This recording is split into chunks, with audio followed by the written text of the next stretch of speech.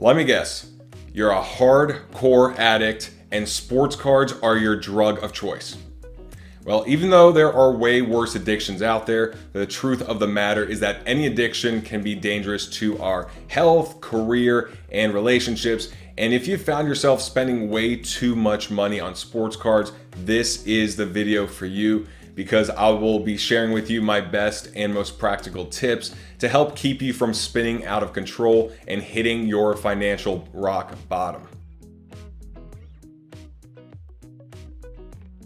By the end, you'll know exactly what you need to do to use sports cards to enrich your life instead of have the hobby use you. So with that being said, welcome back. Now let's get to work. First of all, I'm really excited to offer my 2 cents on this because of my background. If you don't know this, I was chubby/fat as a kid, so I know what it's like to be surrounded by temptation and have my willpower be tested every day for years while trying to accomplish a goal of losing weight. Secondly, I absolutely love learning about human psychology and how we can make our mind our strongest ally instead of our most dangerous enemy. And then lastly, I am a certified Dave Ramsey personal finance coach, and I've always had an interest in money management and investments ever since learning the basics from my humble immigrant parents. And when you combine all of that, there are a lot of different angles to attack to help us overcome our weakest self. So let's get started with the marketing side, because if you don't realize what marketers are doing to trigger you to take action, you're kind of like the cute little mouse walking up to the block of cheese about to get its neck snapped. For one, understand that most businesses can't just rely on selling you a product or service that makes sense to you logically. They have got to trigger your emotions and make sure that they have a very seamless process to ensure that buying from them is very quick and simple. If it's too difficult, then more than likely your excitement will subside before you actually can check out and buy the product. And that's why we see so many impulse buys on eBay. A no-name player hits a game-winning shot, and then 2 minutes later, all of his cards are already sold. That's because companies like Amazon and eBay do a great job of making the process very easy. And I know for a fact that I have benefited a ton from others impulse buying sports cards of mine. It's also one reason why financial gurus like Dave Ramsey don't endorse credit cards, because even if you pay your cards in full every month, you're more than likely to overspend because of how easy it is to do that. When that's happening, that you spend more on plastic than you do with cash. And if you remember what it's like to go to the store and pay with cash, then you remember that feeling of giving the cashier a $50 bill and then only getting a couple singles and whatever coins back. You actually felt the weight of the purchase, but now with everything being digital, you only feel the pain when your monthly statement comes in the mail. Okay, now cash isn't practical unless you're going to a card shop or a card show, but something to consider is setting up your account with one low limit credit card or debit card with a specific budget that you're okay with for splurging on cards.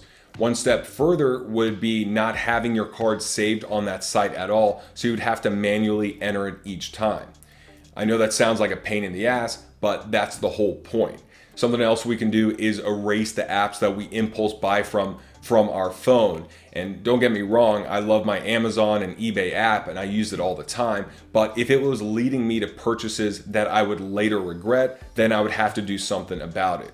Personally, I want eBay and all the other platforms to do well, but without sellers having to deal with unnecessary returns due to buyer's remorse, which usually just leads to false claims and a lot of other crap that turns us off of using the platform altogether. That's the same reason why I don't have Postmates or one of those other food delivery apps set up, because I know that it's so seamless that I would abuse it and spend way too much money instead of just cooking at home. Something else to be aware of is that our willpower actually fades throughout the day. And that's why so many entrepreneurs and peak performers preach doing the most important tasks in the morning. You know, you get that out of the way while your battery's fully charged and before all the distractions get us off course. And knowing this, we can understand when we're likely to be compromised and plan ahead for it. If you notice, that's also why I have my cheat meal at night. If I had it early in the day, then the train would have already left the station and I'd be eating pizza and whatever else, turning a cheat meal into a cheat day, which would be really detrimental to my health goals. It's also a reward for doing the right thing throughout the week. If it was a daily routine, it wouldn't mean nearly as much. And applying this to sports cards, it's kind of like this. If you want to buy some cards for yourself, make it a reward and don't start so early in the day, because you'll probably end up with way more purchases than if you had just hopped on an hour before bed. Something else to consider is finding another reward that is more affordable or healthy. You know, maybe just watching your favorite Netflix show and enjoying a $5 pint of Halo Top ice cream will provide enough of a dopamine hit your body wants that will keep you from dropping $300 on a card that you'll regret the next morning. So just take some time to discover a few alternatives and try them out for yourself and see what works. Sometimes for me, it's a movie, other times it's music, other times it's just going for a walk with a close friend and discussing life. The point is that in most cases, what we're actually looking for is something a lot deeper than the purchase itself. It's more connection, relaxation, fun, excitement, or whatever else. Just start looking for that underlying motive. I think one of the most powerful things we can do with any goal is to enlist a friend or someone close to us to share that experience with and keep us accountable. I know that some of the most enjoyment I've had in the hobby is just hopping on a call with Andy and going over the cards we're buying in real time. It's now more of an event that bonds us rather than just a transaction. Next is to overcome our biggest foe, which is FOMO, or fear of missing out. And I believe one of the biggest benefits of my thought process now being in my 30s compared to how I was in my 20s is simply understanding that there will always be opportunities out there, and that a lot more success will come to people that follow a set of principles over time versus get lucky from timing. When I hear that there's a new type of product or platform or a specific player to buy, I don't have FOMO, because this will always happen. Tyler Hero! sorry. There's always going to be something new that will get us riled up. A small percentage will actually pan out long term. I get more excited by refining my strategy, so I'm the one in charge of my success, not anything on the outside.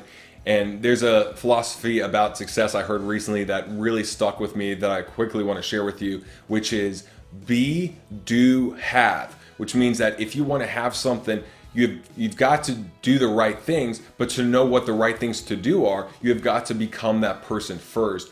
And without going on a long tangent, we all know of people that have reached a level of success, like a recording artist or an athlete or someone that has won the lottery that later went broke and perhaps ruined their lives. And that's because they didn't focus on the being or upgrading their hardware. They just focused on the doing and the having. Now, tying that back into FOMO, that's why I don't mind missing out on opportunities that I can't fully understand or get behind, because as long as I'm constantly learning, I know that when the right opportunity comes around, I'll be ready to dive in 100%, which is how I feel right now with sports cards and content creation. Also, when it comes to buying cards or anything else, remember that novelty fades, and if there was a card that was going to make you happy forever, then you'd probably already have it and you wouldn't feel the need to buy another one. And that's why I really like moving cards. The novelty is always there because I'm always looking at new ones. Another angle to consider is similar to the way I look at my closet. I only allow myself to have clothes that I have room for. So if I want something new, something else has got to go. If not, I know that something is going to end up stored away and never seen or used. And I know that may sound extreme for something as small as cards, but just using this thought process is an easy way of determining if this new card is something you'll really enjoy or not. I mean, look, if you're not easily willing to trade something you already have for it, then by default, it's going to be a weak purchase. Another dangerous enemy is actually the cousin of FOMO, which is justification. To me, justification simply means I'm doing something that I know doesn't feel right, but I don't want to feel bad about it. And usually justification pops up when I spend more for a card that I was originally setting out to, and feeling lousy about it isn't enjoyable. So I just justify that it was worth it, or I didn't have a choice, or blah, blah, blah, whatever I come up with. But deep down, I know better. It also happens a lot when I eat the entire chocolate bar instead of just the 2 squares I planned on.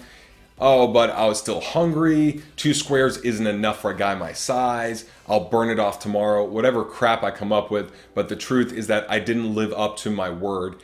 And one of the most powerful things I've ever heard in my life is from one of my favorite entrepreneurs and podcasters, Ed Milet, who says, self-confidence is self-trust. Self-confidence is building a reputation with yourself, that you keep your word to you, that you keep the promises you make to you. And that one really struck a nerve with me and really helped me understand what's really at stake when I start justifying. So just think about that the next time you find yourself negotiating with yourself. And look, the goal is not to be overly critical of ourselves, but just to be 100% real. And this is definitely not an easy thing to do, and we usually realize when we justified a poor decision after the fact. But just feel free to stop and ask yourself if you feel like you are going down that path. If so, remember to play out an entire scenario, not just the beginning. Usually when we want to cheat on our diets or our budget or our partners, we imagine that instance of pleasure, but what we don't visualize are the moments after, or the hour after, or the day or week or month after, and that intense feeling of regret that comes along with it. So if you're gonna imagine the joy of buying up all the cards you want, then do that, but also visualize a week later when the cards have arrived and they're sitting in your room, but then all of a sudden you're looking on your computer and you see this gorgeous new card pop up that you've never seen before and you like even more, and then this intense feeling of FOMO coming back. And imagine opening up your latest credit card statement and the amount you owe being way higher than you ever expected. And then that feeling of stress that comes over you when you see the balance in your checking account being way lower than what you've seen in months and months. So if we're gonna play this scenario out, we gotta play it all out, not just the nice fluffy stuff. That's also why I weigh the downside of an investment so heavily. Something else that's really important to keeping me disciplined is having goals and knowing that delaying gratification now will get me closer to those goals. So for example, there are plenty of cards I would love to get for myself, but I know that if I splurge on those now while I'm still in the process of building this platform and my card investing business, I'd be furthering myself from success. It's the same reason why I won't get a nice car now either. I would much rather skip getting a BMW 3 or 5 Series now and reinvest that money so I could afford a BMW i8 cash in a few years. So from here, determine what actionable steps will serve you the best, and if you want to be kept accountable in any way, I want to help you with that. And I also want to give a shout out to John Mickelson, who was one of the 10K giveaway winners, because he mentioned to me how he could use some accountability to stay disciplined with his spending and investing. So if you can relate, just drop a comment in the comment section down there so y'all could link up with someone else looking for the same or share ideas. And if you got any insight from this video, please pound that like button. And if you want to start forming a game plan around how to turn this hobby into an actual income stream, whether it's part-time or full-time, watch this video up here and I'll see you there.